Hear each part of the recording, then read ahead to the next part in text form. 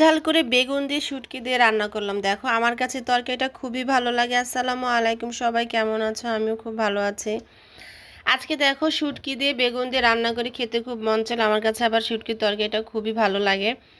আর বেগুন তো যে কোনো তরকারি দিয়ে রান্না করলে খুব মজা লাগে। তবে অবশ্য তোমাদের ভাইয়া বাচ্চারা খায় না, তাদের আবার অ্যালার্জি আর সমস্যা আছে। আমার আবার অ্যালার্জির সমস্যা নাই, তাই তো আমি বেগুনটা আবার সবভাবেই খেতে পারি।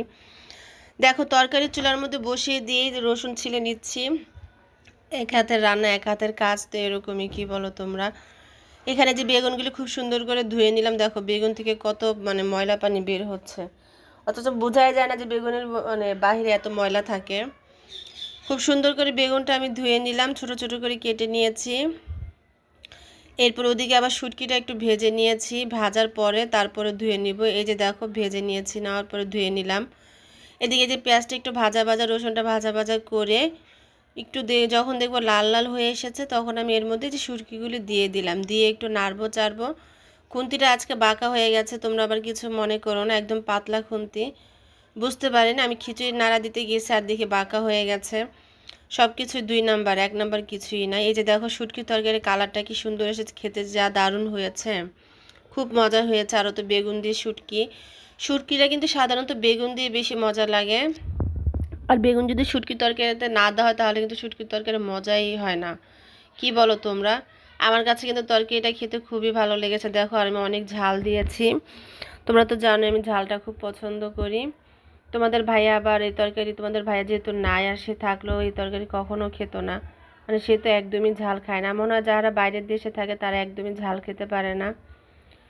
আমি অনেকেই দেখছি, আমার দেবররাও আছে, তারাও একদমই ঝাল খেতে পারে না, এর সাথে আমার হাজব্যান্ড।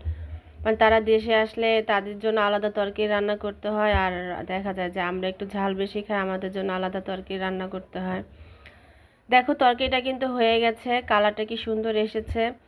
তারপর কমেন্টে অবশ্যই জানাবে কেমন লাগলো তোমাদের কাছে তরকারিটা রান্না করা।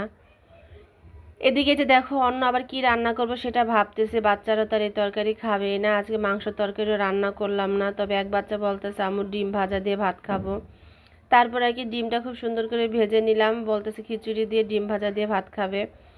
আমি এদিকে যে খিচুড়ি বসিয়ে দিয়েছি, এদিকে তোমাদের ভাইয়ার সাথে কথা বলতেছি, এদিকে যে ডিম ভেজে নিচ্ছি।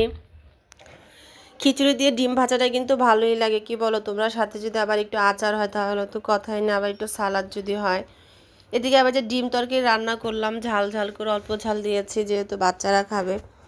বাচ্চারা যদি মাংস না হয় তাহলে ডিম তরকারিটা কিন্তু খুবই পছন্দ করে। বাচ্চারা কি, আমার কাছেই তো ভালো লাগে ডিম তরকারি। আমার কাছে ডিমটা যেভাবেই খাওয়া হোক খুব ভালো লাগে। তারপর আজকে এই পর্যন্ত।